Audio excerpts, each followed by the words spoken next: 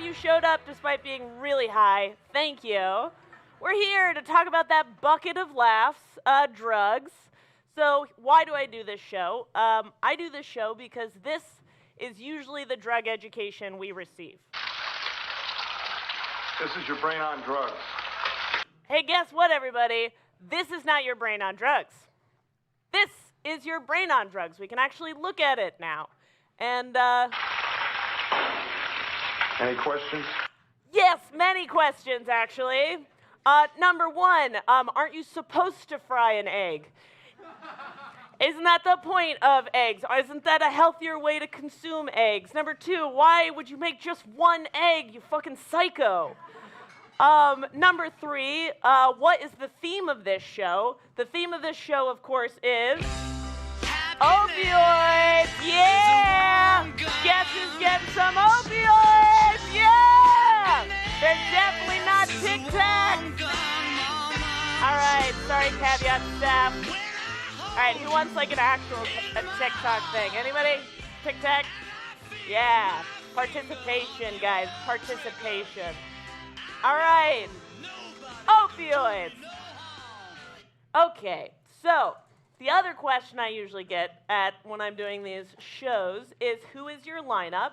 I didn't plan it this way, but my lineup includes an extremely wonderful, beautiful array of doctors and journalists and harm reduction specialists, and it also happens to be an accidental ladies' night.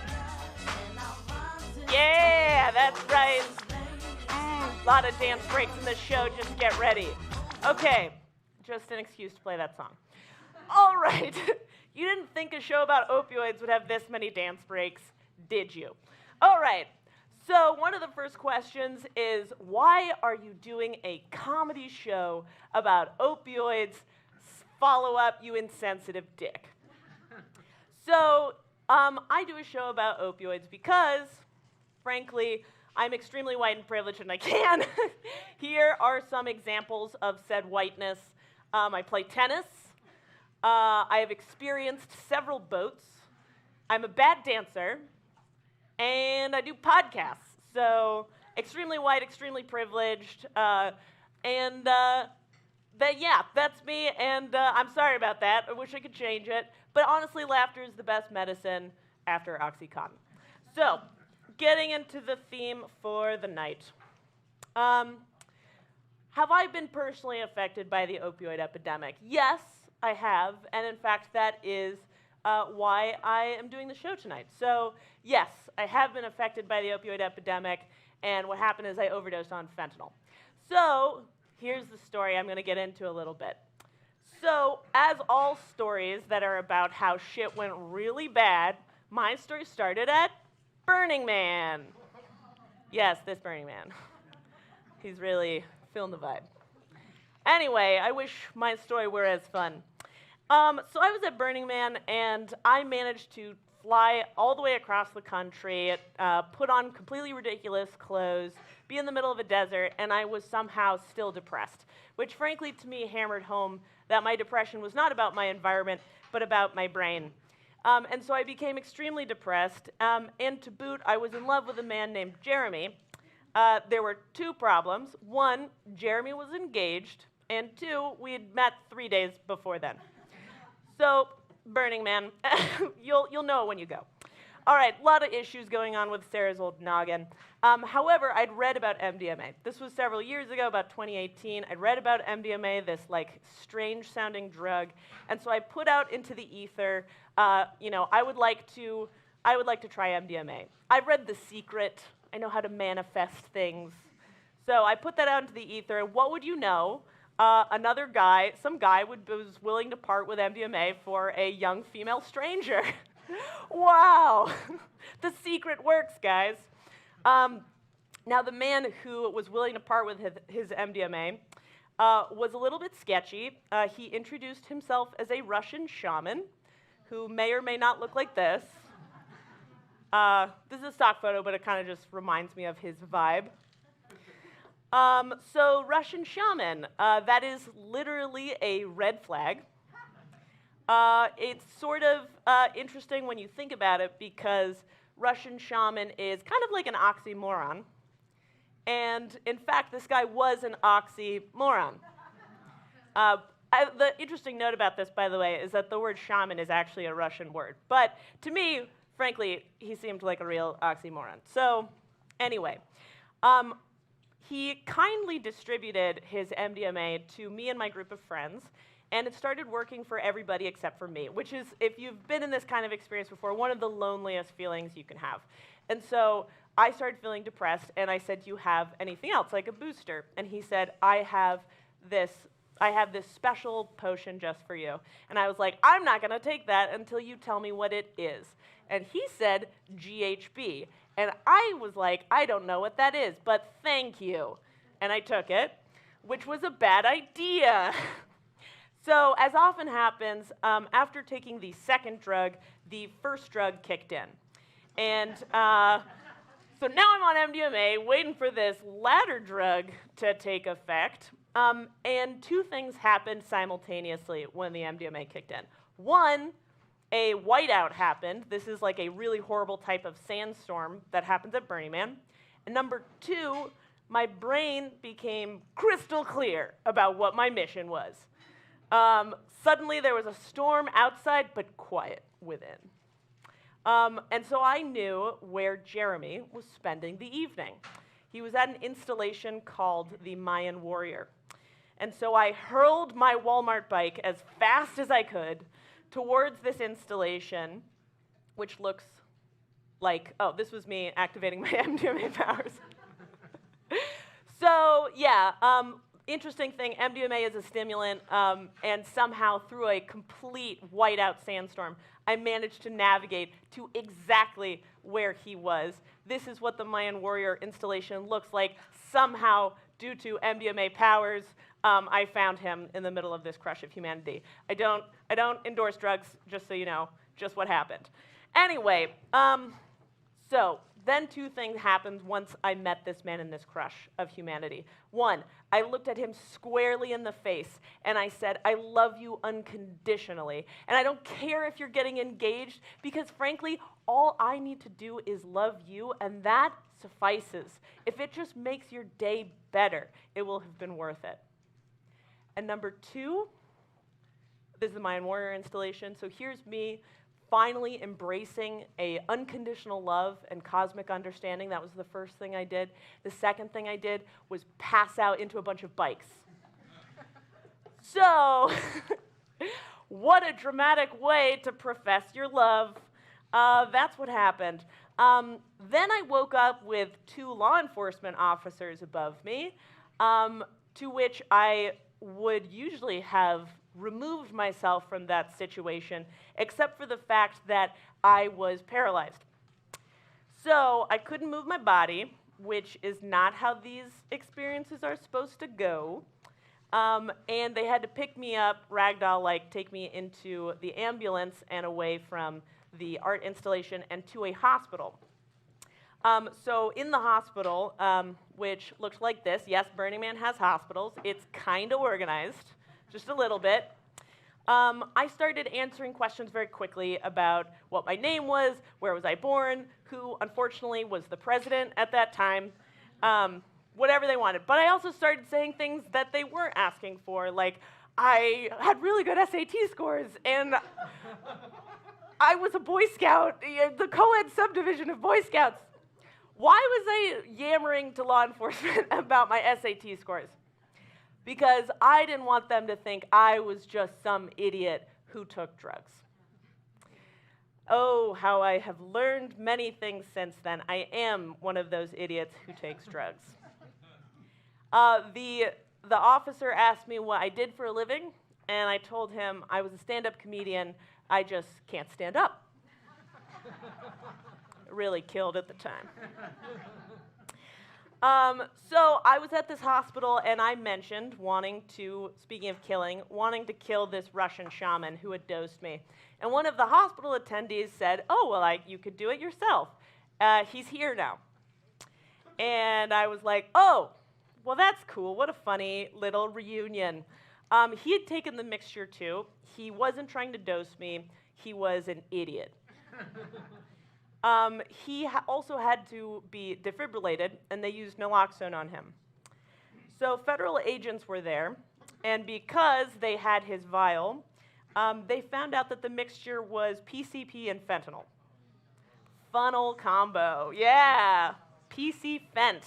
Nope, that's not a thing. Don't look it up. A downer and an upper. Essentially, I was paralyzed and I couldn't move. It was very scary because in the moment, it felt like if the PCP were off, the fentanyl might stop my heart, or I didn't know what was going on. I was sort of the pioneer, if you will, of PCP fentanyl. Don't recommend. But, however, after I was discharged from the hospital, I was taken to this magical place. Doesn't look like much, but trust me, it is heaven. This is the Zendo Tent. It is run by MAPS, which is the Multidisciplinary Association for Psychedelic Studies. What? Yes. So at the Zendo Tent, I couldn't heat myself because my body was not cooperating. In essence, I had to be medically cuddled, people. I had to be medically cuddled by a woman named Barbara. She told me all about her ex-husband. It was great. It was strange because it was the closest I've ever been to dying and also the most at peace I've ever been with dying. However, I wanted to live. And so the next day, when I could walk, I sought out the Russian shaman. The the DEA, FDA, they'll be on my show a little bit later. The DEA was actually looking for him. I found him first. I was bent on revenge, but by this point, people had noticed that I was rifling through a camp, opening up tents unannounced, and so because it's Burning Man, a professional conflict mediator was called to the scene, who literally works for the UN. Anyway, because this is Burning Man, she set up a yurt with some Palo Santo inside to kind of chill the vibe. And eventually, he came back to his tent to get his stuff to get out of there. We were both ushered into the yurt, and I was about to give this guy a fucking piece of my mind. And then I looked at his chest, and I saw the scars of where he had been. They had tried to get a response out of him by rubbing his chest, and I realized he wasn't trying to kill me. He was a fucking idiot. And that this is not a war on drugs, it's not a war on people, it's a war for knowledge, and it's a war that can be solved with knowledge and love. And I realized that that was my mission, and that I had a real mission in life. And so in 2019, I came back to Burning Man, and I actually found the cops who had saved my life, and they actually now wear gloves because when they had to pull me out of the pile of bikes, one of them, this guy, cut his hand so much that they wear gloves now. I went up to the stand and I said, hi, this is going to sound crazy, but last year I almost died, and like one of your people saved me. And then the guy behind the station was like, oh my God, are you Mayan Warrior girl? And I was like, yeah. And he was like, oh, we know you. You couldn't move, but you couldn't stop talking. That's my MO on the street. Anyway, so I came back. I'm still in contact with this guy, Paul. He's really great. It's very interesting. However, hugging these cops does add to one of the reasons I'm extremely white. But getting back to that later, I not only did I come back to Burning Man, did I also work at the Zendo Project and do a bunch of fundraisers for MAPS, but I also started this show, which you're at, so thank you for being here. It's been about almost 3 years now, and so thank you all. A little applause for yourselves.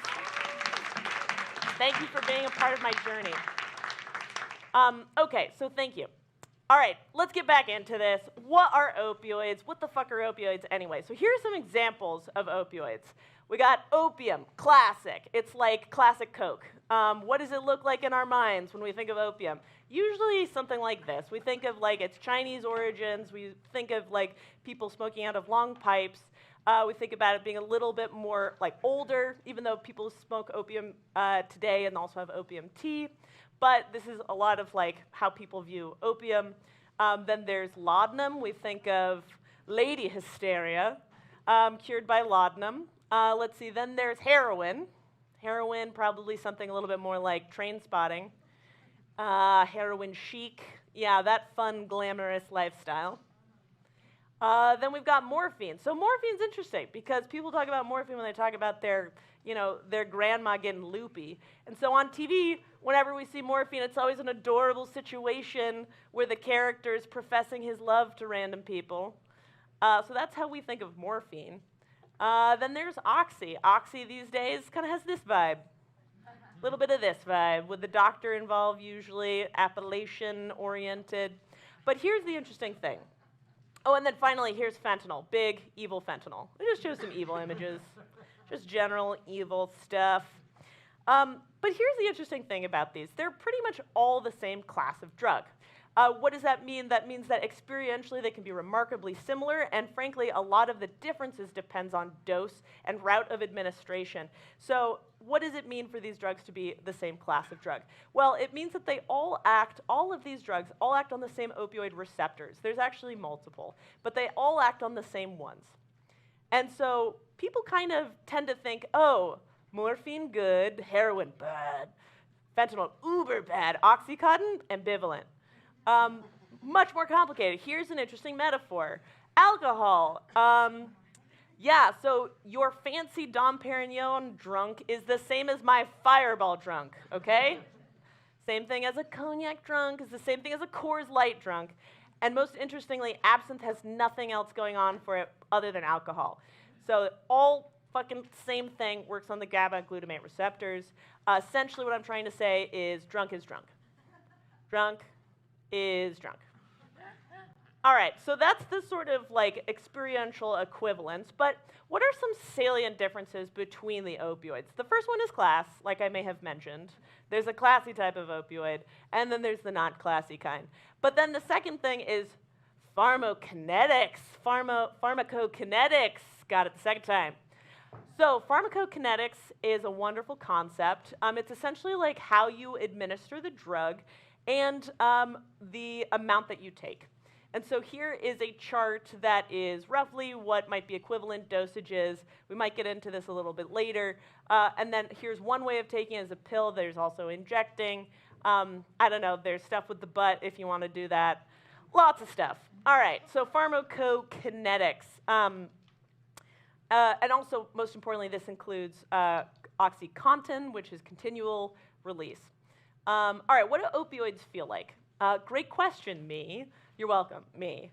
What do opioids feel like? So there's this classic Pulp Fiction scene where she overdoses. Then there's House, who on House MD, who's just a functional user who you can only tell when he's off opioids.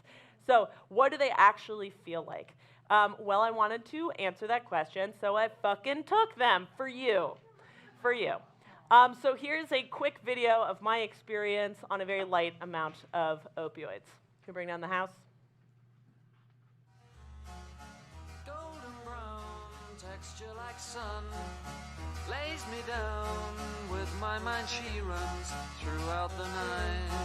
No need to fight, never a frown with golden brown. The first sensation is frankly warmth, like a bodily warmth. I feel very warm and like relaxed, but I have no desire to cuddle with another person. No visual hallucinations or anything unreal. A noticeable detachment or like calmness, but fairly mild, still within a therapeutic range of dosage. But I could definitely feel myself wanting to amplify this sensation to the level of stupor.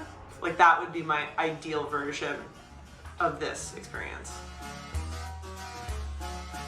Golden brown, fine attempt. All right, here's the opioid pain test or analgesic test. Classic ice water test. See how long I can put my fist in there. Paul, my MVP from a previous show, is going to be my timer. Okay. I'm nervous. You ready, Paul? Yeah, but don't keep your hand open. You want to maximize the surface area.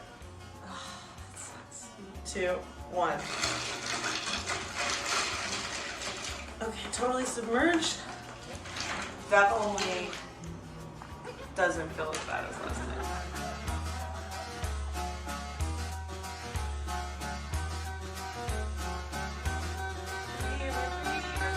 Three.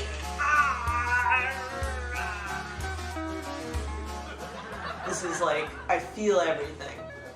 I'm choosing not to care as much. It still fucking hurts though.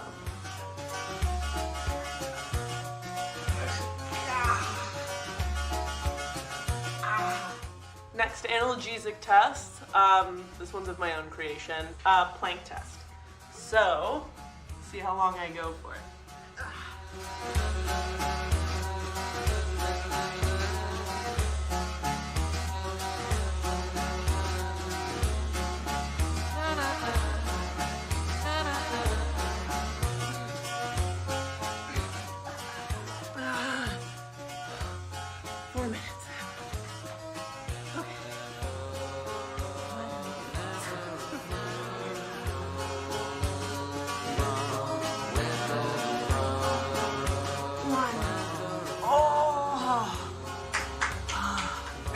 Holy shit.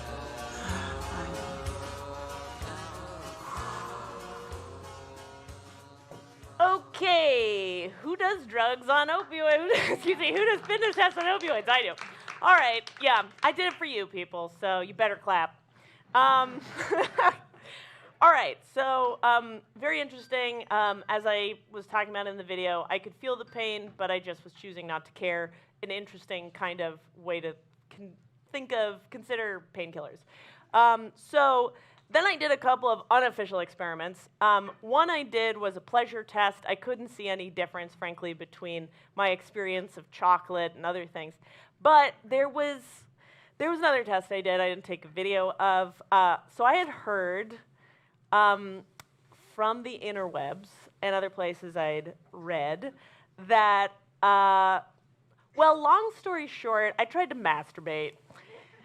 And I couldn't, so I'm calling this finding, firstly, here's I'm doing it for you people, it's for science, and I'm calling this phenomenon being ox-blocked.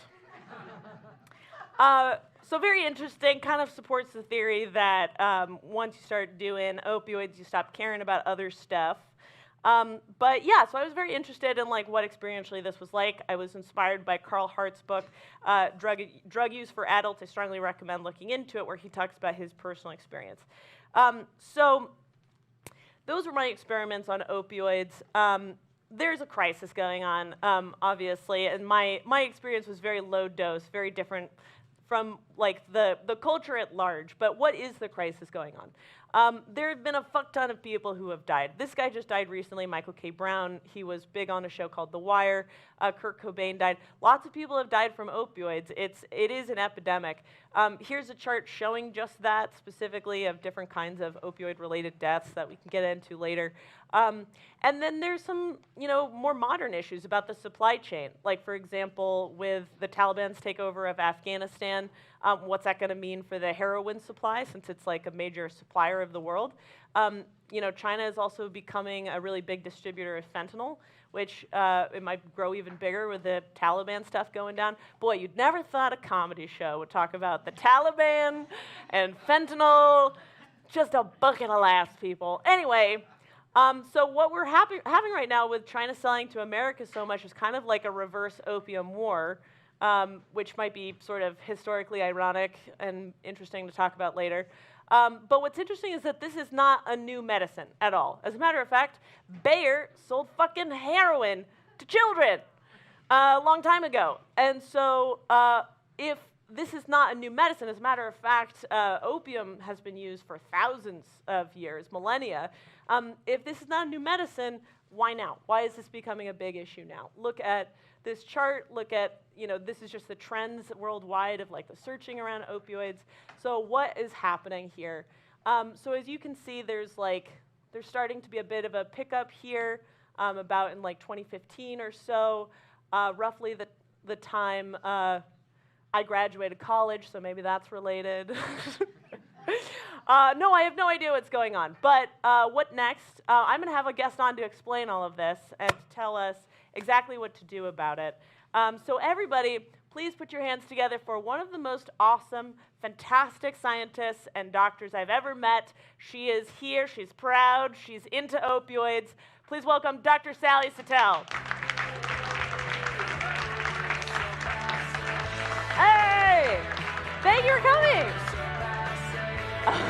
All right, that one. All right.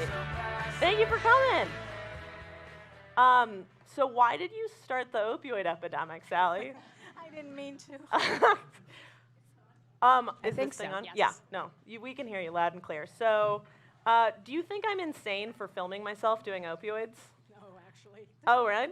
No, it's a self-experimentation is a fine tradition. In fact, doctors used to test drugs on themselves. Yeah, keep the mic Yeah. a little bit Okay. closer. Yeah, they used to, like Albert Hoffman, famously. Yeah, and well before inventor. that, yeah. Yeah, how long has that been going back for? And also, can I become a doctor to legally do drugs, please? It was a little more. You have to go to medical school. Ah, all right, It'll never take mind. some time. Too much studying. Yeah. So, I'm just kind of curious. Have you ever tried opioids, like for a surgery or anything like that? Oh, sure.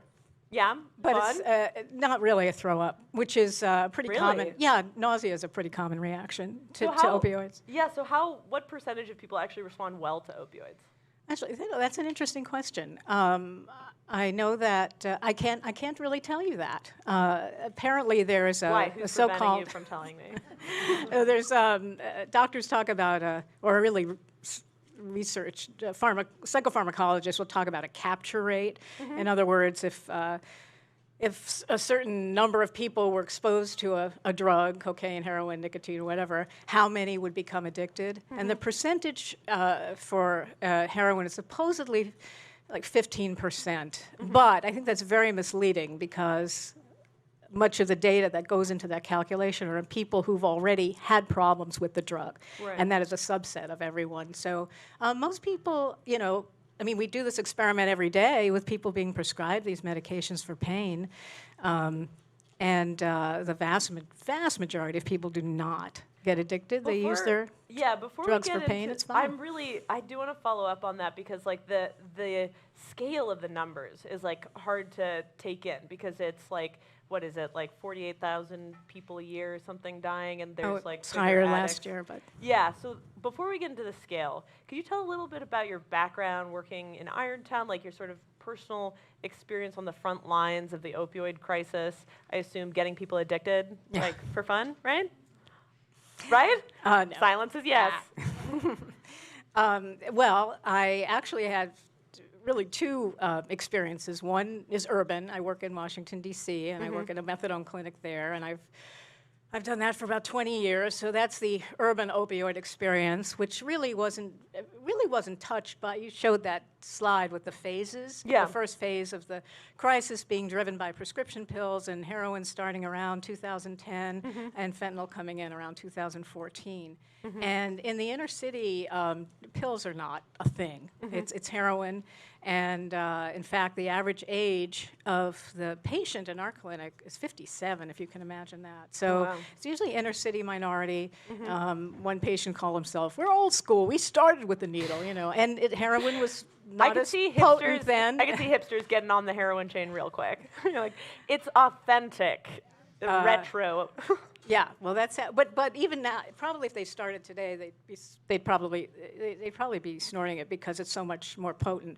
Yeah. But what's killing folks is the fentanyl. So there's definitely a higher overdose rate in the inner city, but that's just due to fentanyl. Pills played very little role in that. You're working in inner city, but you also worked in Irontown, Ohio. When and what was that like that? So I went to this small town in southeastern Ohio called Ironton, and I was there from September 2018 to September 2019. And Oh, wow. I worked. It's like kind of like a big spike in the numbers there, right? Well, that's actually north central Appalachia, but it's right above eastern Kentucky.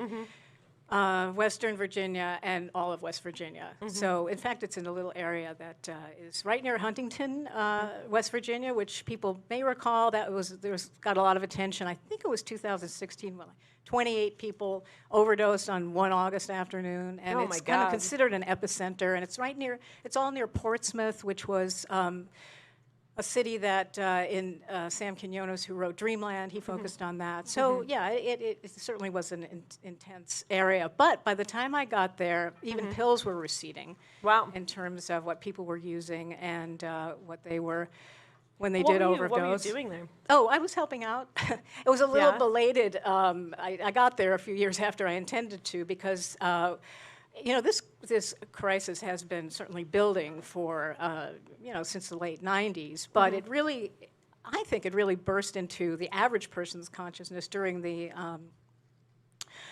last election season when so many of the candidates would go to small towns in New Hampshire or and they expected to talk about the economy or immigration, and all people wanted to talk about was Oxycontin and heroin by that time. Yeah. And that's when, I mean, even though I'd known about it, the urgency seemed to become much more intense. Plus, a lot of these towns have pill problems forever. It's just they didn't have such a potent drug like Oxycontin.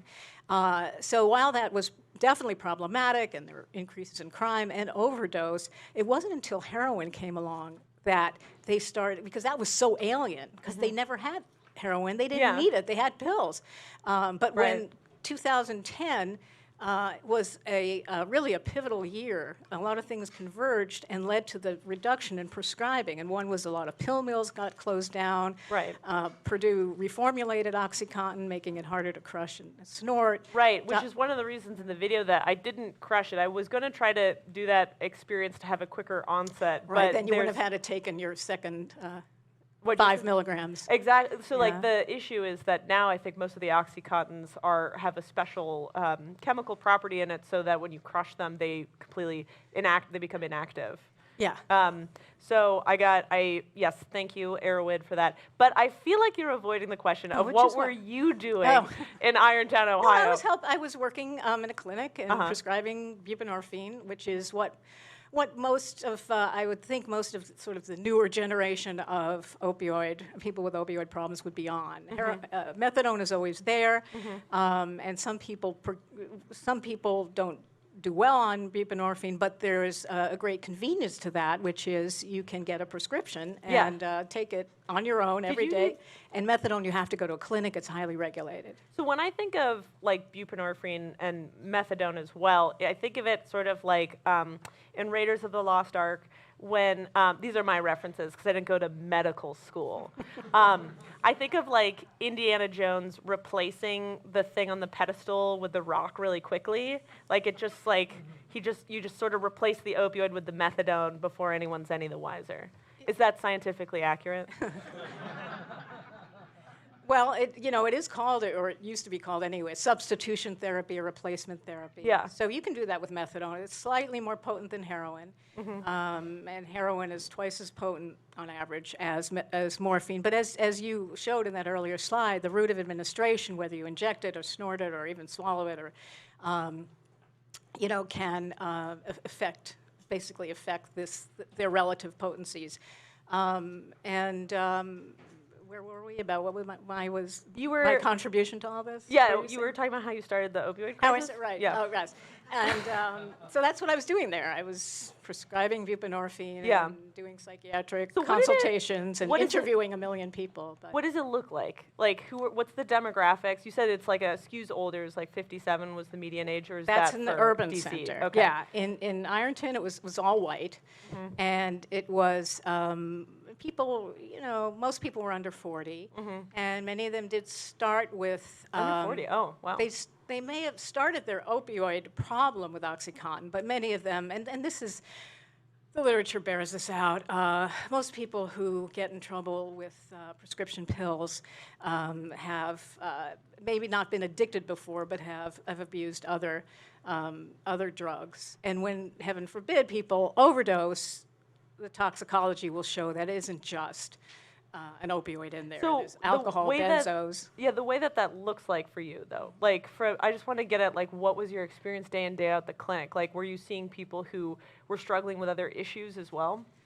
Well, again, psychiatric issues. I mean, and many people, it's a classic Appalachian town with, sadly, a lot of defeated people in a defeated place. And it's, the classic middle class was being hollowed out, and anyone with a future was going to pursue it somewhere else because it's a town that was once really vibrant, as the name implies, Irontown. It was perhaps the world, but definitely the nation's biggest producer of what's called pig iron around the middle of the 1800s. But up until around World War II, it was utterly thriving.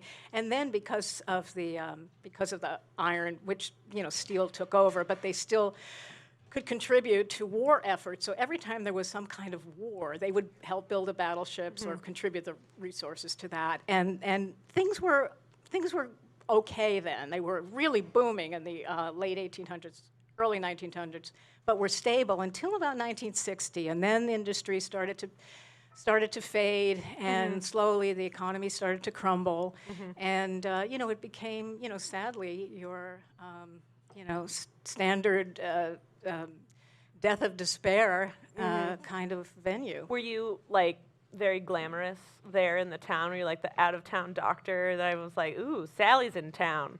That raised your hotness level because it was a very, like small population town. Yeah, actually, everyone was really they were quite wonderful. I mean, it was a very, people were extraordinarily nice, and then you had your people who were trying to, save the town, resourceful people who loved it. Yeah, and of course, then people who were struggling. But there was really a whole class, a whole layer of the community there that was trying to rescue people. So I understand that you've been sort of bucking the narrative about how people get addicted, being from how the media might say it goes down. But how do people get addicted to stuff? Like what was the most common story of of a frequenter of the clinic? Well, a lot of people had really sad backgrounds. They were often third and sometimes fourth generation addicts. And again, a lot of this is linked to the the economic addictions? Pardon me? What were the prior addictions before they got to? Oh, I see. Alcohol and Valium type drugs, benzodiazepines, and opioids. But at the lower, frankly, you're such a piker. At the level that you were taking. Remember, that's 5 milligrams. I'm a piker. Did I hear you say? Them's fighting words. All right. Next show I'll do like heroin. Okay, fuck it. The average. I'm very easily goaded. Okay, go ahead. So Oxycontin has, like 40, well, it used to go up to 160 milligrams in one pill. That's insane. I saw that. That's crazy. That was discontinued, but... Jesus Christ. But anyway, the prized Oxycontin doses on the street look like that. I mean, you just threw hundreds of dollars on the ground if that was. Yeah. You get $1 a milligram. You're welcome.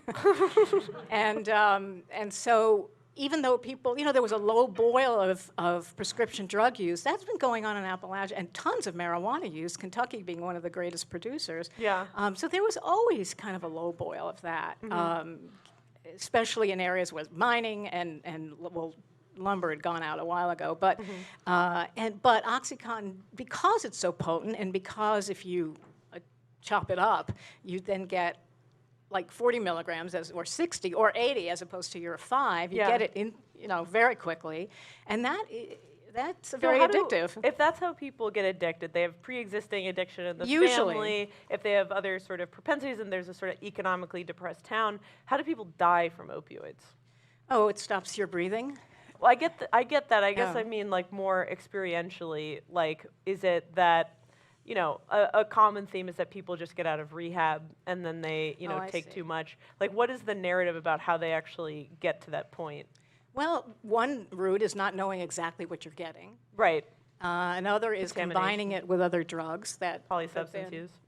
Intensify it. One method, as you suggested, is any situation in which you've been removed from your removed from use, be it jail or being even in the hospital, or rehab.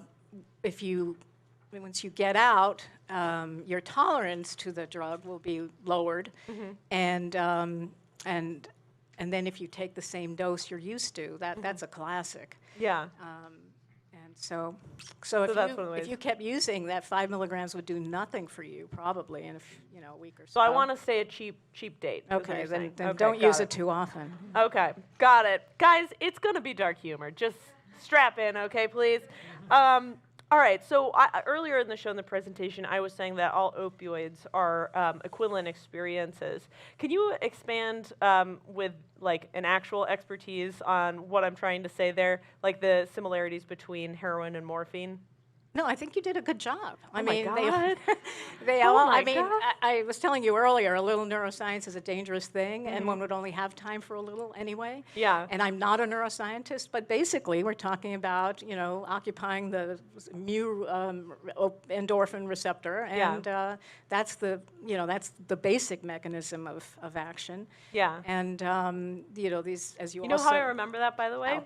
So the mu receptor is responsible for the pleasure sensations of like heroin and morphine, because like what a kitten says. Aw. Meow.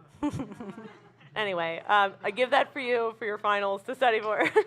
But yeah, no, it's true. Like a little bit of neuroscience goes a long way because No, and it's also very misleading, though. as soon as somebody says GABA receptor, I'm like, I'm the beta. You know more than I do. So yeah, I know.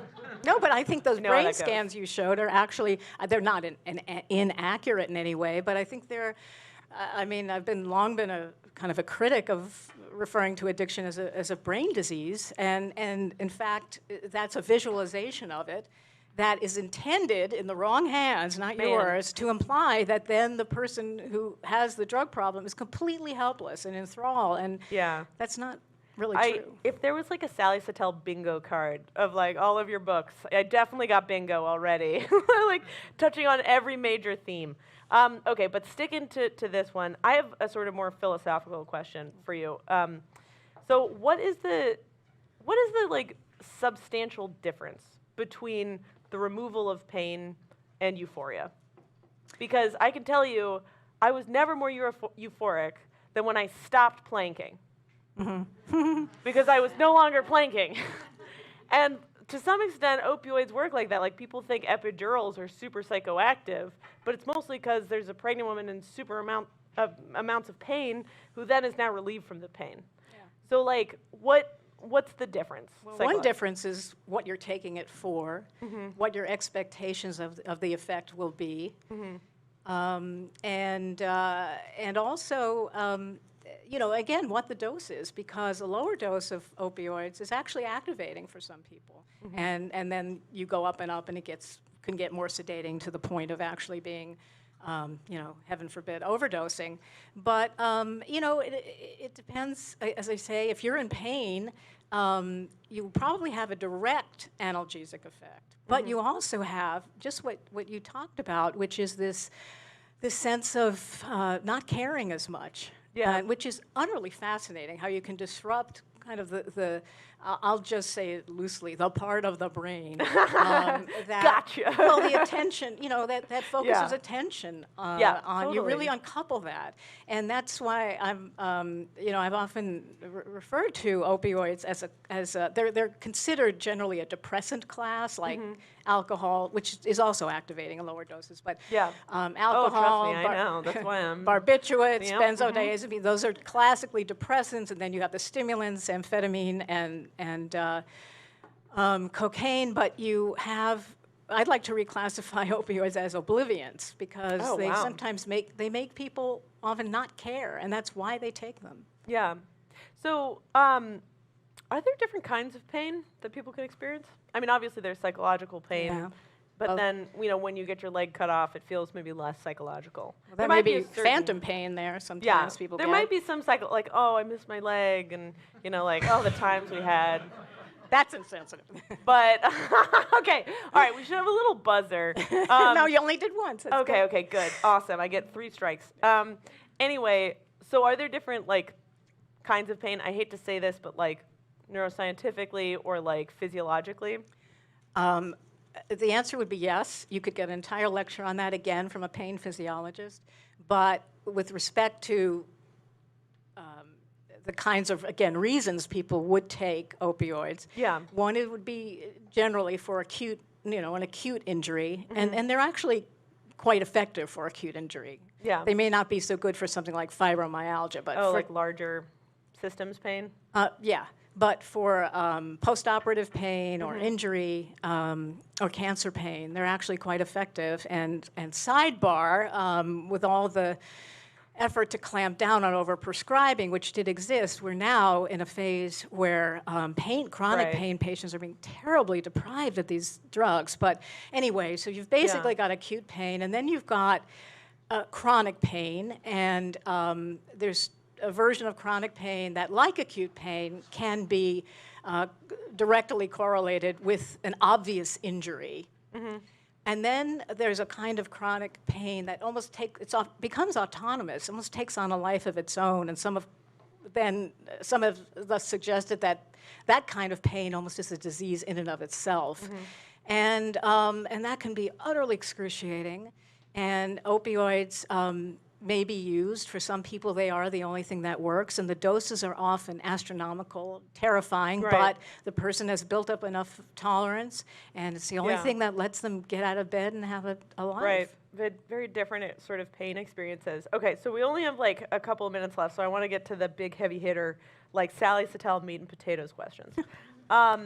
So how do we, this is something I've been trying to think about in my brain, because there's been like huge amounts of opioid deaths of people, dying from opioids that do come from either they're taking pills or they started taking pills. We can argue about like how many of those actually are, but some exist. How do we conceptualize the number of people who die from opioids compared to the amount of pain relieved in like the world? That's a great question. I still think pain In relief. 5 seconds, just solve it, please. Well, since more people get opioids than die from them, I would say that the pain relief. I don't know what the metrics would be. Yeah. But in an abstract sense, I'd say. Well, yeah, because when you make public policy, it has to be like, people set speed limits, so it's like 15 miles per hour. If that were universal, you would save a lot of lives. But like, there's convenience to lives. There's like a rough Right. equivalence.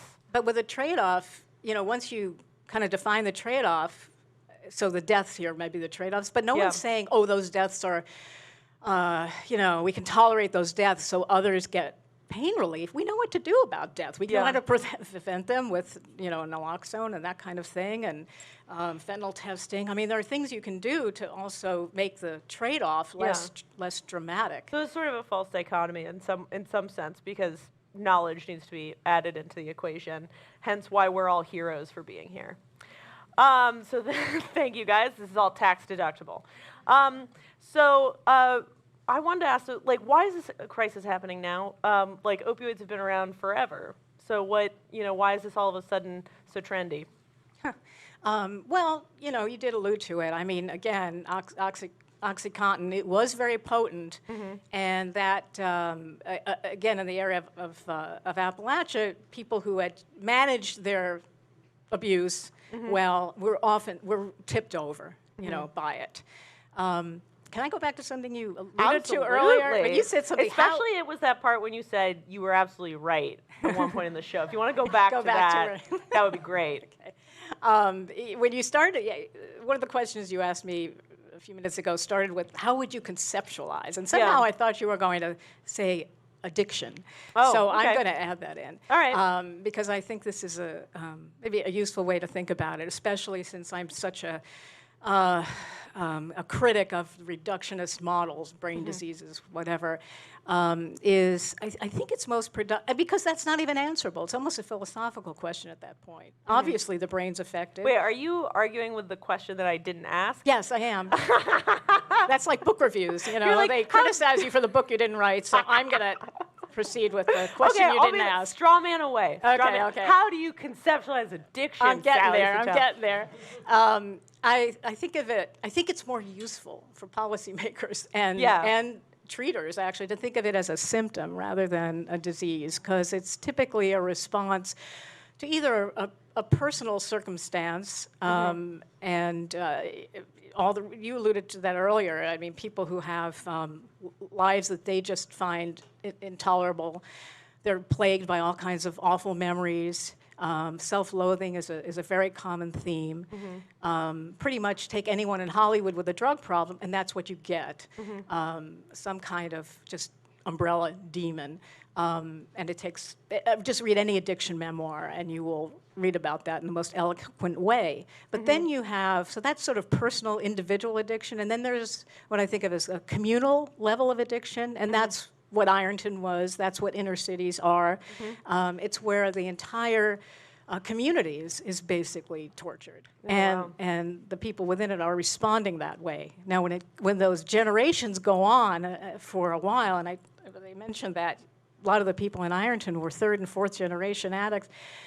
You know, when their great grandfather started drinking too much, or maybe using some morphine left over from some cancer treatment, he could have been cured by a job that he lost. By the time this thing filters down so many generations, you've been raised by parents who may themselves, if they themselves are involved with drugs, it's all the problems of a chaotic childhood, and parents who can't pay attention, parents who are not supportive often, parents who are just so stressed by their own problems, they can't, they're very limited. So then you have kind of a double whammy of people living in these desperate regions, but they're not, they're almost not equipped psychologically to control impulses or to soothe themselves or to delay gratification, and all those kinds of psychological, that kind of psychological landscape also predisposes people to drug use, for them to find it very rewarding. So I'm hearing a lot of problems, but not a lot of solutions, Sally. Could you just solve that, please? Well, it's a huge problem. I mean, because it's largely social, it's societal, and and that if I had the answer, I wouldn't be here. I'd be collecting my Nobel Prize. So. Well, you're certainly writing a lot of books, so hopefully one of them hits the mark. Okay, I have a sort of dumb logistical question. Is there anything you want to plug? Any books or appearances in the future coming up where you solve the world's problems? No, but no, just my website, which we should have a slide for my website. But SallySatellaMD.com. Yeah, SallySatellaMD.com. Yeah. Latest, and I do have some articles about Ironton on that, and there's one called "The Truth About Painkillers," and I think and I'm working on something. You're working on something. Well, trying to pull it all together. Just see how that goes. Aren't we all? Yes. Okay, thank you so much, Sally, for coming. Everybody, give a round of applause. Get in here. Another hug for the road. Thank you so much. Okay, one of the best parts about this headset mic is if she wants to whisper something in my ear about how terrible the audience is, they can all hear it. Okay, all right, so that was Sally Satel. I'm going to move right along to my next guest. Everybody, please give an extremely warm welcome for one of the best writers, one of the most heroic and brave authors I've ever experienced. Oh my God, says Dr. Sally Satel. I'm sorry, Maya Solovitz. Oh my goodness. I'm so sorry. I'm sorry, I was on a lot of opioids earlier. No worries. Okay, everybody is just going to mentally ignore this thing and focus on how impressive she is. Maya, thank you so much for coming on my show. Oh, yeah, thanks for having me. So I just finished your book, which was fantastic, Unbroken Brain. Everybody buy it. And as somebody with an unbroken brain, thank you. Broken brain. I feel like I'm meeting a celebrity right now because you've been in my ears for the past month or something. Thank you so much for coming on. And do you think I'm insane for filming myself on opioids? No, I mean, I think we obviously have to be sensitive to the fact that a lot of people have been lost in this horrific crisis. But the problem is not the substances themselves. The problem is the way we've chosen to regulate them and the way we have dealt with this problem, which has over and over and over again made it worse. When we had the pill mills and overprescribing and lots of medical opioids around, the people who got addicted were not pain patients overwhelmingly. 80% of the people who misused prescription opioids started with an opioid they did not have a prescription for. And so we don't like this fact because we want the white people to be innocent. We want it to be the Yeah, I case. have a vested interest in that. See, like, we want it to be the case that, like, oh, those horrible black people used crack. Right. They were doing something illegal and it was bad. Right. But the doctors turned the white people, Right. the innocent people who just went to the It doctor. was honestly what they do is they say it's the evil, even whiter people, the Purdue people that got us hooked. Yes. Those are the bad white people. Yeah, yeah. Right. And I mean, the thing is that, like, I'm not saying Purdue is good, but when we see the problem as being caused by the medical supply, what we did was we cut the medical supply Right. in half since 2011. And what we got was a doubled overdose rate. It is now around 100,000 per year. Wow. And so more people were killed when prescribing was going down than when prescribing was going up. Yeah, that is really deep and profound. But I kind of want to, before we get into that, I want to get a little bit into your background because your Sure. book is really phenomenal, and it sort of is an accounting of your personal experience with opioids. And you were like a pretty serious user, very serious addict, and went to rehab and went through the whole criminal justice process. So what got you there? Like, what did opioids satisfy for you? So I was really a geeky, aspy kind of kid. We didn't have that diagnosis at the time I was growing up, and I'm female, so I probably wouldn't have got it even if we had it. But I was a really obsessive, smart kid who like started reading at 3 and was socially clueless and horrible. So I felt like I was an evil, bad person, and the only way anybody would ever like me is if I was rich and famous, so they would pretend to like me. Is that an applause break? So. Yeah, rich and famous.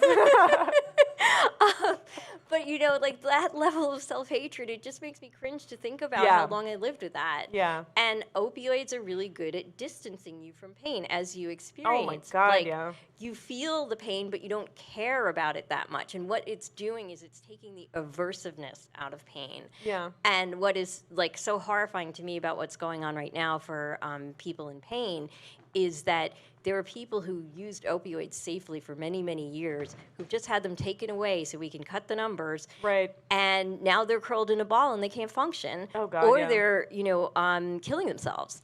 And meanwhile, people with addiction are still getting the medications, but they're getting street fentanyl, which is much more likely to kill them than Oxycontin, because Oxycontin, you know the dose. Yeah. So for your experience, like how you experienced the sort of like separation of pain, did you feel any difference between different types of opioids, like heroin and, were you taking anything else besides heroin that was an opioid? Yeah, I had this lovely overdose experience, which thankfully didn't kill me or even end me up in the hospital. But I was taking what I called the Speedball Plus. So it was like Wow, cocaine- that sounds like a subscription package. Hey, The Speedball Plus? I was a dealer, so You're on another level, Maya. Boy, you really were like a high-functioning, like, aspy drug dealer. Well, I mean, the funny thing was like. The thing about drugs for me that also wasn't pharmacological was it was a subject that people did want to hear me go on and on about Yeah. obsessively. So it worked on many levels. So I was doing, it was cocaine, heroin, and Dilaudid, which is hydromorphone. And so the cocaine kind of comes on first and you feel this kind of just euphoric and very up. You feel like you could do anything. And then, and you taste the coke in your mouth, which is very weird because it was just in the needle. So it's like a really weird feeling. And then the like heroin comes on and it's like, oh, you're just warm, safe, loved, post-orgasmic. You know, like cocaine's kind of more like sexual desire and all that goes up Yeah, to it. The hunt. Yes, and then afterwards, it's the feast where you relax and are safe Yeah. with your kin and everything is all good. And then the Dilaudid, which is another opioid, but it has more of a, and I'm forgetting what these receptors are, but it causes this tingling sensation like all over your body. Oh, wow. And morphine does similarly. It activates something to do with your itch receptors, but some opioids do that more than others. Yeah, the way that you described it in your book, which was just gorgeous, was like a symphony where the cocaine is like the brass and then the heroin is like the strings. And what's great about these descriptions is like I can hear what I might sound like, like this is essentially an ad for what do you call it, Speedball Plus. Get it now. But it's more like you get it. Like it's what is it satisfying for the user is like this incredible distancing from whatever is paining you. Yeah, well, I think an important point there is we tend to see people with addiction as being these like horrible hedonists who are selfish, don't give a shit about anybody else, and all about their pleasure. In reality, we're just trying to feel okay. Yeah. Heroin makes you feel like your mom loves you. And if you didn't feel like that growing up, and my mom was fine, I'm not dissing my mom. But Yeah, because she's definitely watching right now. she may well be. Oh, really? Hey, Maya's mom. I'm sorry I got the name wrong. Your daughter's doing great. But so like, if you weren't properly loved or don't believe you deserve love, just the sense that just the social contact, all humans are wired to get our best stress relief from social contact. Right. And that is mediated by our endorphins, by our endogenous opioids. So if you don't have that, you're coming from kind of less than zero, and you're not trying to go up to 20. Right, You're just go to trying to, normal. and so, but no, we get we're evil, bad, horrible, selfish people who just want to not care. Right, well, this is what I'm curious about with what is the difference between the removal of pain and euphoria? Right. And I think that's you can call it comfort and joy. Oh, that's great. Yeah. So if you want to sing the Christmas carol, but Yeah. No, I love that comfort and joy. But no, I really love that. And I also loved in your book where you talk about the difference between the hunt and the feast and how that works in the brain. It's a really great book, people. You should read it. So getting back to your personal use, what goes from use to addiction? How does that process? When does it become compulsive? yeah, and so neuroscience. Speaking of the neuroscience of it, it sort of goes from a part of your brain that is kind of devoted to seeking things, and at first you're seeking something you really like, and then you are just in a sort of motor routine that you can't get out of. It's this is especially true with cocaine, but that it's going to suck and you can't stop yourself from doing it anyway. You really, really, really want it, but you don't like it anymore. Now, opioids have less of that dissociation, but it moves from being something that feels very voluntary and free to something that feels more like, if I don't do this, I am not going to be okay ever again. Mm-hmm. Yeah. In your book, you talk really eloquently about what sort of got you out of this loop. And one of the forms of therapy you praise quite a lot is harm reduction. Can you explain a little bit about what harm reduction is? Sure. So harm reduction is the idea in drug policy specifically that what policy should do is stop people from getting hurt, not stop them from getting high. The main goal should be reduce pain overall, not cause pain for some people because they take substances we don't like, and that should fix them. The addiction is defined by almost all experts as compulsive drug use that continues in the face of negative consequences. So if negative consequences, aka punishment, were going to fix it, Right. it wouldn't exist by definition. So This is where the Asperger's is really helpful. Superpowers. Yeah. So right, but so the what harm reduction says is right. We're just going to meet you where you are. Yeah. And what you experienced in that tent, the Zen tent, was Zendo. Harm reduction. Oh my God, yeah. And so so it's She didn't yell at me for being on drugs at that moment. That was very helpful. and right, and so so it starts with things like providing clean needles, providing naloxone to reverse overdose, but it really starts with treating people with addiction with dignity and respect, and as human beings who are fully realized and that are not zombies who are under complete control of the drug. And this is where Sally and I actually agree. In terms, Woohoo! Let's count those. Yeah. where We are not exactly. We are not about like being automatons. I mean, Yeah. people don't shoot up in court. Mm-hmm. It is about having your priorities shifted. So it's like if you're in love or you just have a kid, you're going to really shift. You might move across the country. You might Right. do all kinds of extreme things in order to make sure that those relationships are safe and that you can take care of your baby or be with your lover or whatever it is. So yeah.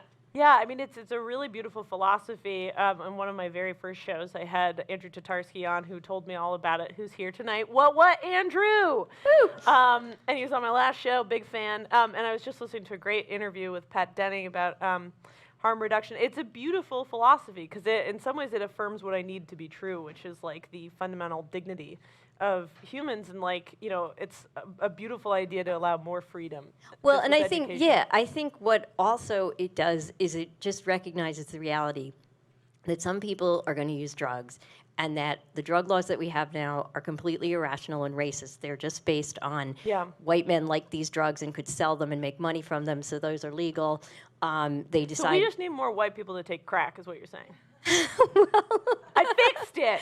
Except for the fixed thing it. the problem is that they take the crack and then they get away with it, and then they Right. don't try to fix the laws. All right, I didn't fix it. Sorry, guys.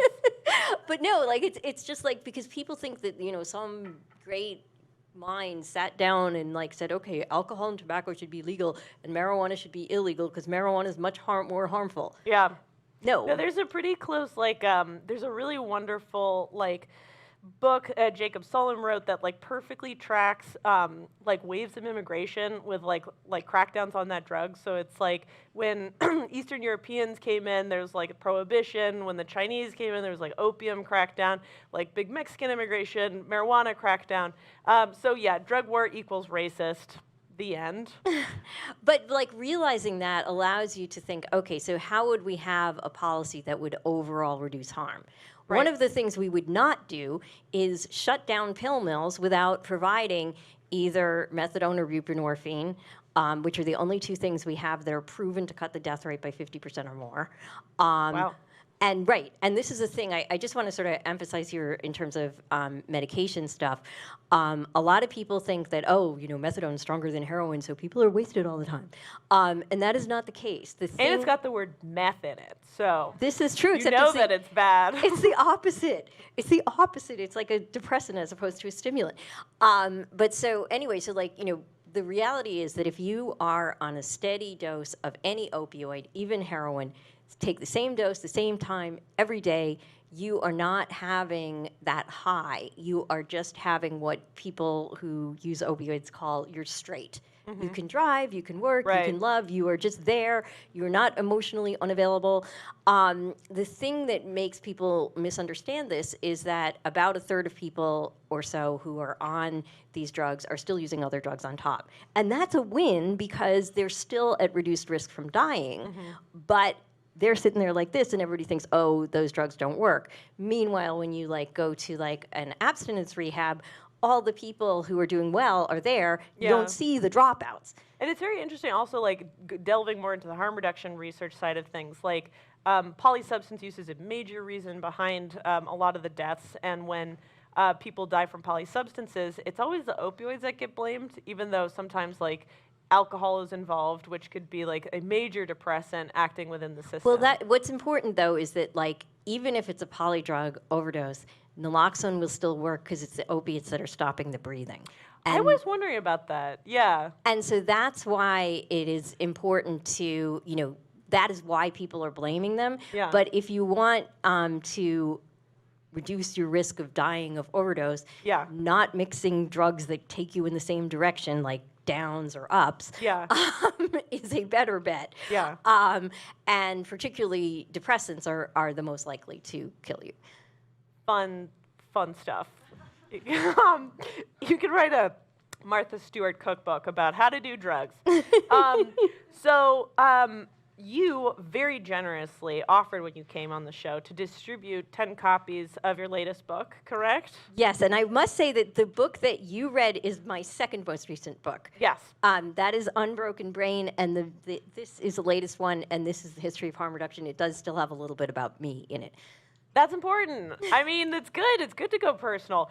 And so we were brainstorming about ways to distribute copies of your book. Yes. And so I think what we landed on was a little bit of audience participation. So, and it's very minimally, very like low requirements from you people. All you have to do to get a free copy of this billion-dollar book is raise your hand and tell us one interesting thing you've learned from Maya's talk. So let's raise the house lights a little bit. Now think, guys, this is everything's on the table. You could get a whole book, all right? So what is one interesting thing? All right, you over there. I think the harm reduction Yeah. was very interesting to learn, and I like the human dignity way that you framed it, but yeah, it's ultimately about risk reduction. We want people to live. We want people to live. That's a good thing to learn on a show. All right, thank you. You get a book. See how easy that was, people? Very, very easy. All right, let's see. You in the front. Yes. I thought you mentioned that heroin, you take them at the same time, the same amount each day. Because it's often thought of as sometimes like when you take it more, like you said, like but you can actually sort of you function, like you're a functioning alcoholic or a function. Yeah, Exactly, and you're opioids. and I just want to add, like, you're better than a functioning alcoholic because alcohol remains impairing, whereas opioids you get complete tolerance to, which is why you can actually drive. Whereas, like, if you drive while drunk and tolerant to alcohol, you're a better bet to stay safe than if you drive while drunk and have never taken alcohol before. You still have some impairment, So so drive it's not on wise. opioids is what she's definitely advocating. Okay, No. no, just kidding. All right, anybody else? Let's see. You over there. I liked how you described, I guess, that some people are motivated to take drugs. Can you hear a little bit louder? I like that you described some people are motivated to take drugs and that they are trying to avoid an aversive type of pain. I thought that was a very People trying to take drugs and trying to avoid pain. Great. Okay, say things that you find interesting in a shorter amount of time. Let's see. The one right behind you by the bar. Yeah. Statistic. Well, she said that when prescriptions went down, addiction went up. Oh, yeah, I when wish that prescriptions would went have down. happened, yeah. Addictions went up. That's great. Let's go with you in the far back with the wonderful scarf. Speedball Plus? Speedball Plus! Thank you, Kevin. Everybody go to Horizons in early December. Okay, let's see what's nearest to you. This guy over here. I love the idea that you shouldn't shut down pill mills without giving people other sorts of things to replace it. Yes, don't shut down pill mills without replacements. This is great for learning.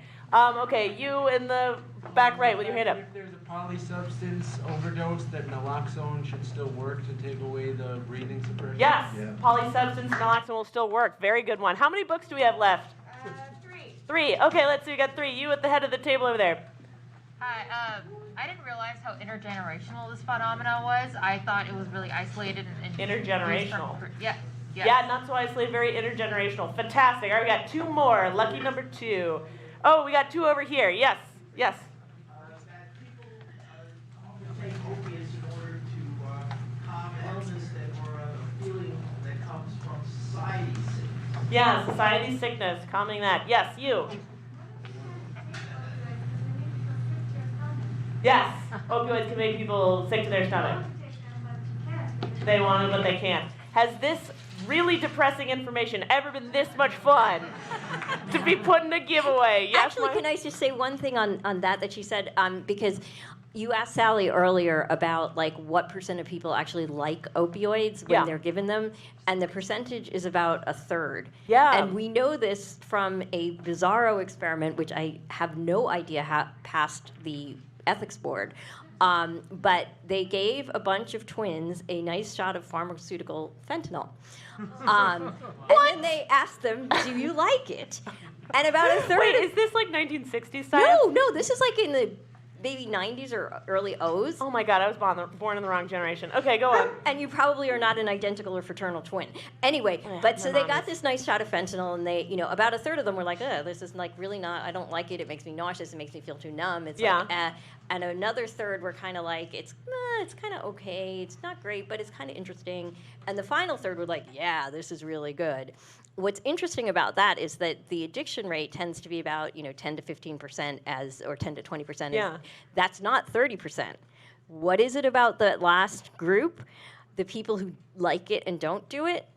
Overwhelmingly, if you talk to them, what they'll say is like, oh man, I thought that was the best thing ever. Therefore, since I want to go home to my wife and my cat and my children and my fabulous job, I will not mess with it. Oh, wow. So if I you have see. alternatives. So anyway, sorry. Okay, well, everybody, thank you. Please give a warm round of applause for Maya. Thank you so much for coming. I'll get in here. Oh, thank you for coming. Okay. All right, so now we get into another extremely fun part of the evening, what a lot of you came here for. I decided to work with a wonderful group called Next Distro to distribute some naloxone kits. We have a fun little way to distribute them. And so I was originally just going to have Dahlia on, but I got the whole gang together. Please welcome Dahlia Heller, Jamie Favaro, and Mohawk Green. What? Come up on stage. Yeah, we got you. We got you. Oh, they're all here. Get in here. Thank you. Oh, all right. Woohoo. Here we go. Get up. Mohawk, welcome back. Nice to see you again. All right. So I have some microphones to distribute for you guys. Here you go.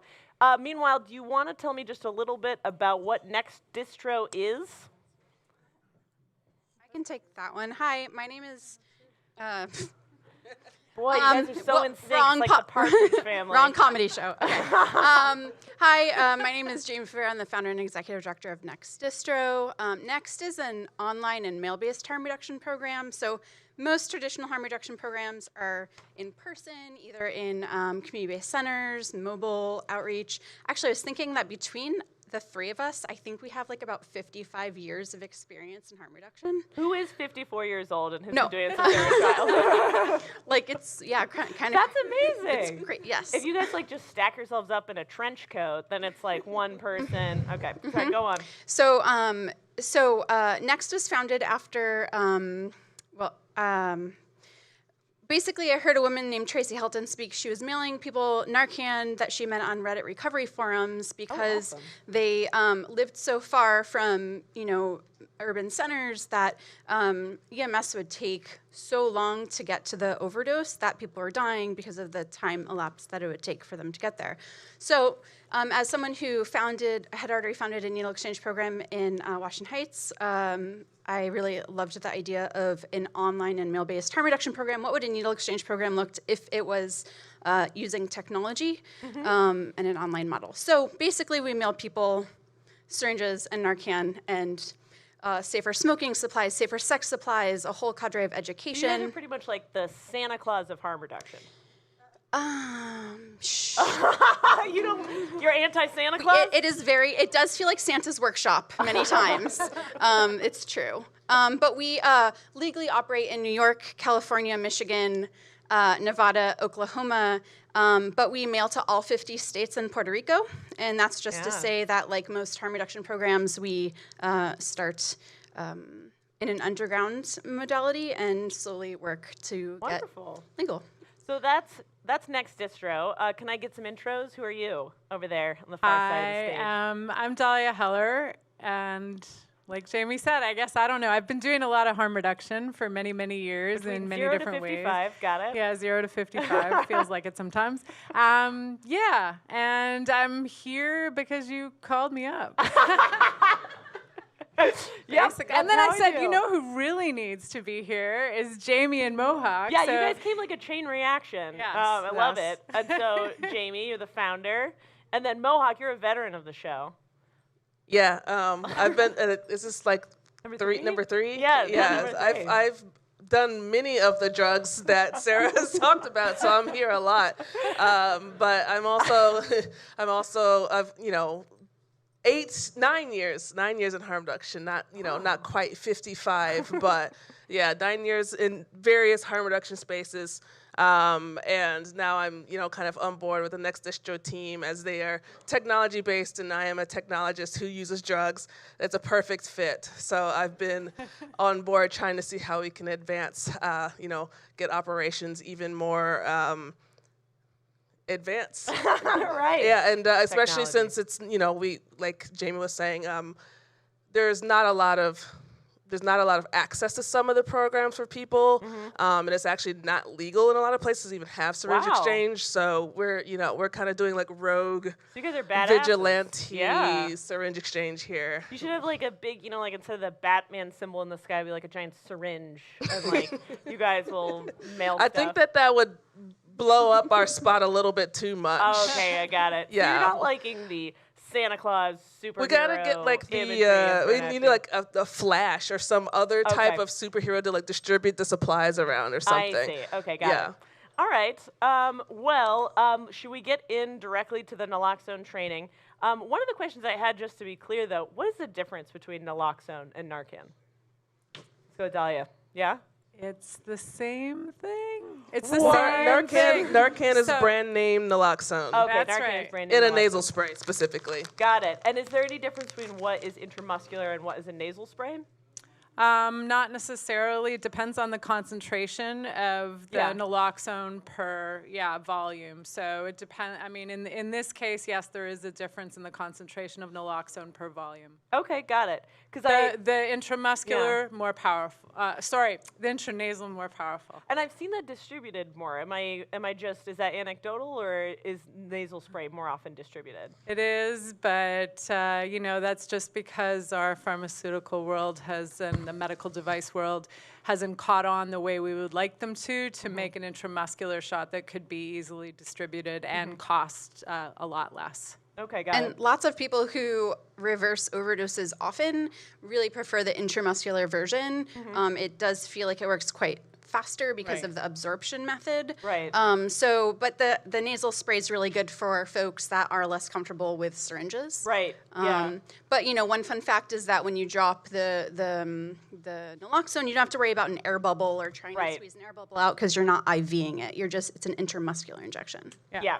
Little bit. It's not as much fun though, because like the Pulp Fiction scene, where do you It is jam it not. into people's hearts? You Their definitely butts do not. or their legs What? or their arms. All right, I'll take it. Muscle. Whatever Muscle. is available, because it's an overdose. So That's right. That's true. And you can inject them through clothes. It's a very long syringe. So I want to mention, I just want to say this because I am so impressed by your courage, but you offered to do an on-stage intramuscular injection of naloxone, but there's a shortage right now, and so it's probably be irresponsible to do that.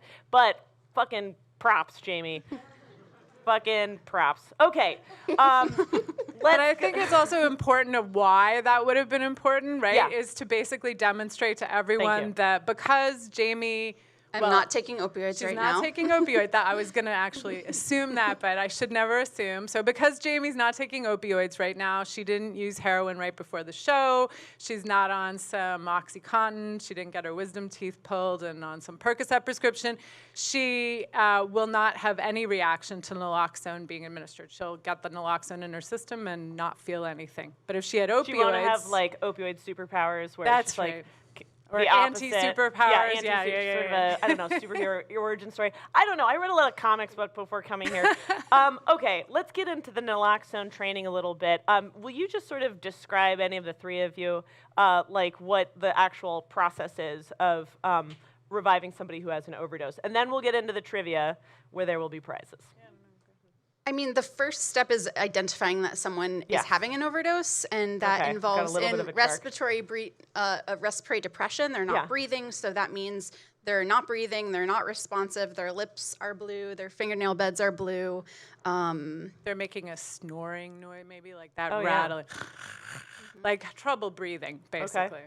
And what you want to do is identify also that they're not responsive by using a sternum rub. And what that means is taking the knuckles of your fingers and here, you can demonstrate on me. Yeah, go ahead.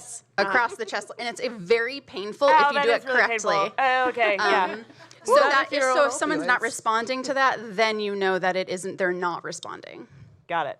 Okay, don't recommend trying that. All right, so, and then what happens after you identify the overdose? You just stick it on in there? Someone else can take it. Yeah, I mean, this is the easiest part, really. I mean, I won't say it's technically easy, because all you got to do is peel off this very easy to open packaging. It's got, the little corner there you can peel off. Oh, this was already been opened, so even easier. But you can just pop it on out of there. You put it in someone's nose. You want to make sure to not push the plunger while you're putting it in their nose, because you will then dispense all of the medication. Sort of premature ejaculation situation. Yes, exactly. No We're familiar. premature dispensing of the naloxone. You want to make sure it's all the way into their nostril, that the base of it's touching their nose, and then you can administer the medication. You want to wait about 2 minutes to make sure that it's starting to work. If it's starting to work, then you can, move on to the next step. But if they're not responding, you will use the second dose that you get in your pouches in the other nostril.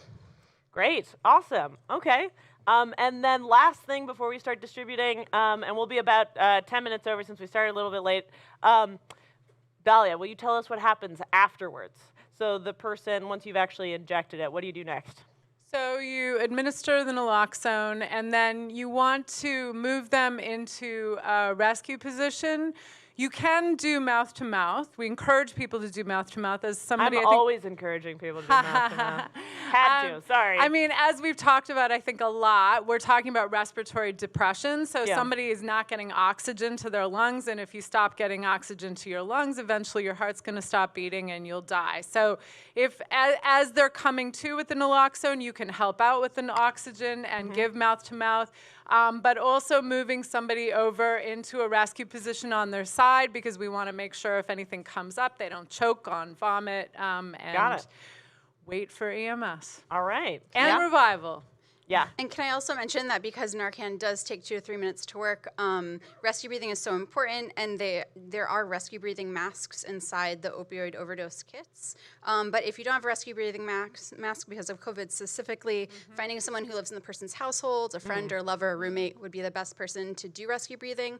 The rescue breathing is so important. Lots of folks are getting brain injury because of sustained lack of oxygen or repeated overdoses. Even when they are revived, that they. Oh, I see. Got it. Yeah, making out with strangers, not always everybody's favorite activity. Okay, let's go into the trivia portion of the evening. So, by the way, anybody who wants like an actually beautifully done video, these guys made a really great video here. Use the QR code. It's at their website. Next Distro is the name.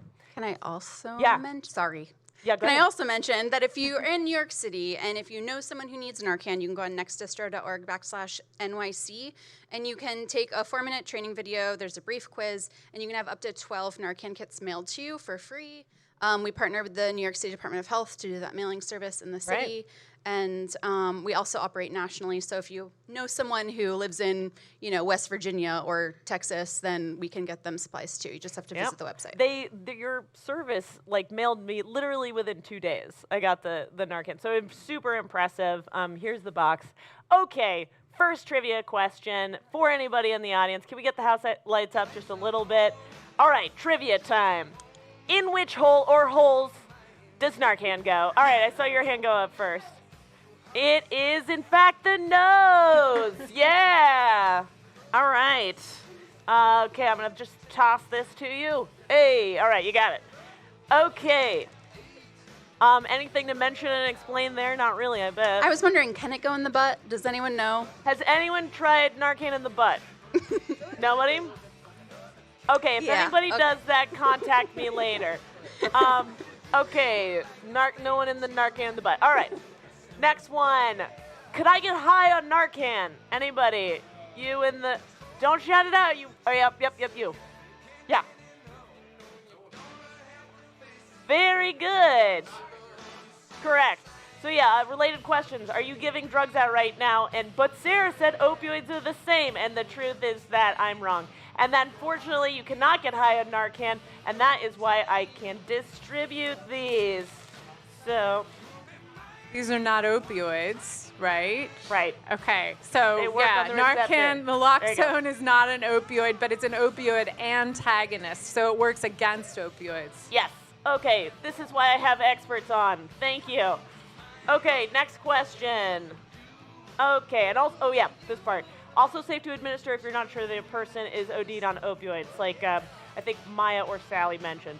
All right, next question. What kinds of drugs do naloxone overdose kits counteract? What kinds of drugs, people? These are don't shut it up. Very easy. Okay, you right over there. Yeah. Wow, how are you possibly guess that? Oh my God, you ready? Go long. Sorry, Andrew. Okay. Anything to mention there? Can people actually name some opioids? Oh yeah, besides the one on I mean, like, that's a giant class of drugs. Let's get some opioids out Anyone? there. Somebody name something. I see a hand all the way in the back middle. Yeah.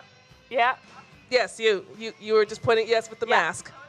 Oxycodone, that's very good. You're very far away, though, and I'm going to ruin some faces if I try to throw it. So you'll get some fentanyl strips later. Just come to me after the show. Okay, fentanyl strips for you.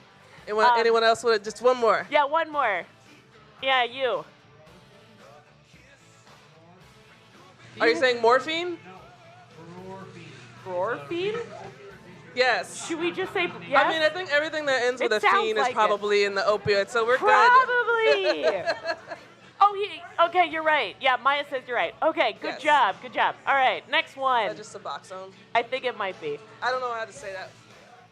No, that's buprenorphine. Morphine. Brophine. Dude, this guy's ahead of the curve. Okay, all right, well done. Which of the following is not an opioid overdose symptom? A, lips and nail beds turning blue or gray. B, stopped or slowed breathing. C, unresponsiveness to shaking, shouting, and a sternal rub. Or D, erratic physical movements. All right, which is the correct answer? Yes, you in the back on the table. Yeah. B.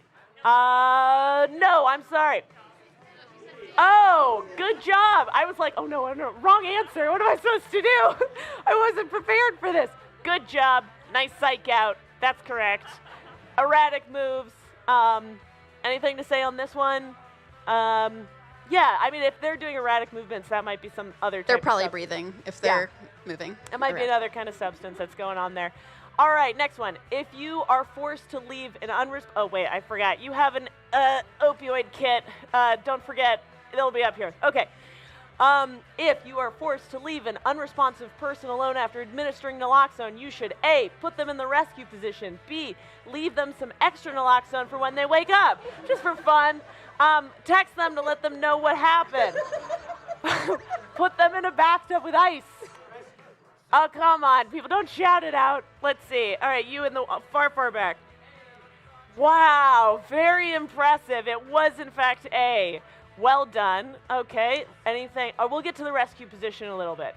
All right, next question. It's important to advise a person not to use opioids, alcohol, or other drugs, the special type of drugs, within a few hours of experiencing an opioid overdose because naloxone wears off 30 to 90 minutes after administration, A. B, using more drugs may increase their likelihood of a second overdose, or C, using more opioids will not greatly reduce their withdrawal symptoms, or D, all of the above. Yes, you over there. D, is it D? Yeah, Barbara gets a kit. I know my audience members. All right, anything to explain this one? Pretty straightforward. Yeah, okay. All right, what is a common reaction after people have been revived by Narcan? Should I expect the person to thank me for saving their lives and submit me for a Nobel Peace Prize? Any? You look like you know the answer, sir, but you might be, may not need the kit. Yeah. False. False? Sorry, can I call false? So Yeah. I feel like the idea of someone who uses drugs as being like violent and like, you know, wanting to punch you in the face after being revived from an overdose, people are usually really confused and they didn't know that they experienced an overdose. I have never met someone violent in my life after being revived from an overdose. So I'd like to just call bullshit on and say that this is pretty a stigmatizing myth. And also that, you know, lots of times people are getting revived by cops or, you know, asshole EMS workers. In the harm reduction programs, people are not violent. It's when people are put in situations where there's a power dynamic and where they are, Just yeah. They're not going to thank you, but they may not. They're not going to be violent either. They might be sick. They might thank They might you. be They might be in withdrawal. Yes, correct. The point is they went into immediate withdrawal, so they're not going to be super happy about it. Okay, nobody wins that question. Also, the amount of withdrawal will probably depend on how much opioids they use regularly. True. Like if someone uses cocaine, they're not going to be in withdrawal heavily. True. So there's just a lot there to unpack. Right. There's a lot going on. It was a dumb question. Moving on.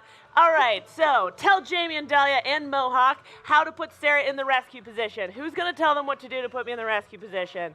Let's see. You. Yeah. All right. Tell them.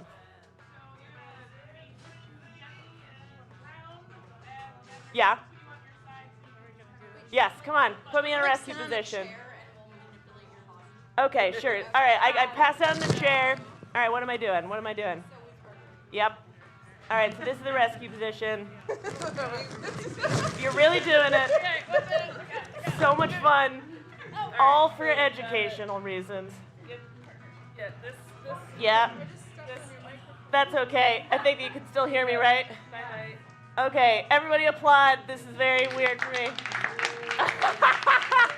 All right, you get an overdose kit. All right, that's the rescue position. Next question. Oh, that's what it looks like. Okay, two-parter. Number one, do physicians need a special license to prescribe opioids? And number two, do physicians need a special license to prescribe methadone or Suboxone? Who knows the answer to this two-parter? Yeah.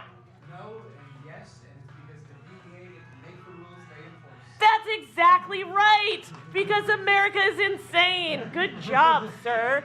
All right, next question. Should I test a kid out right now? No. He says no, because he's also telling me it's time to go. That's correct.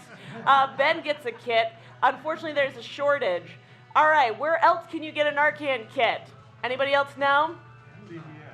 CVS, pretty much anywhere. Participating pharmacies, a bunch more places. Honestly, just Google it. It's extremely easy. And check out Next Distro. So we got to get out of here. But if you guys did not get a kit, please come up, especially if you have a loved one who uses, who you think this might be useful for.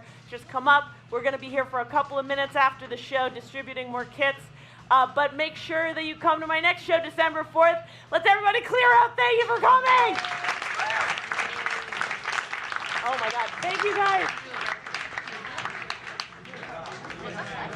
I'm going to go grab another paper. Yeah, I had somewhat in my head. But I'm just